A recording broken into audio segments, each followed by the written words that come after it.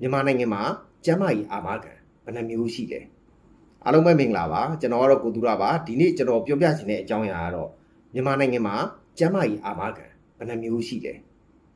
ဘယ်နှမျိုးရှိလဲဆိုတဲ့အပိုင်းမှာတကယ်တမ်းကတော့အမျိုးအစားဒီကျွန်တော်တို့သိထားတာ2မျိုးပဲရှိပါတယ်ပထမတစ်မျိုးကကျန်းမာရေးမကောင်းလို့ကိုဆေးရုံတက်နေရတဲ့အချိန်မှာရက်သွားတဲ့ကိုယ့်ရဲ့ဝင်ငွေကိုအစားထိုးပြီးတဲ့အာမခံနဲ့ကိုဆေးရုံတက်ပြီးကုသတဲ့ဆေးကုသဒိတ်တွေကိုပြန်ပေးတဲ့အာမခံဆိုပြီးတော့2မျိုးရှိပါတယ်အဲ့ဒီအထက်မှာကျန်တဲ့ဟာတွေကတော့ကုမ္ပဏီလိုက်သူဒီပေါ်မှာမူတည်ပြီးတော့မှ coverage လေးတွေ꿰သွားတယ်ဒီကုမ္ပဏီကဒီလောက်ပေးတယ်ဟိုကုမ္ပဏီကဒီလောက်ပေးတယ်အခု AI မှာဆိုရင်တော့ AI မှာလည်း2မျိုးလုံးရှိပါတယ်သူဒီဆေးရုံတက်ရင်တစ်ရက်ကိုဘယ်လောက်ပေးမယ်ဆိုတော့လုံးဝ face လုပ်ပြီးသားအာမခံမျိုးစားလည်းရှိတယ်နောက်ပြီးတော့ဆေးရုံတစ်ရက်ထဲတက်ပြီးတစ်ရက်ထဲ330ကုန်နဲ့40ကုန်နဲ့အဲ့လိုမျိုးကာဘာတစ်ခုလုံးပေးတဲ့အာမခံလည်းရှိပါတယ်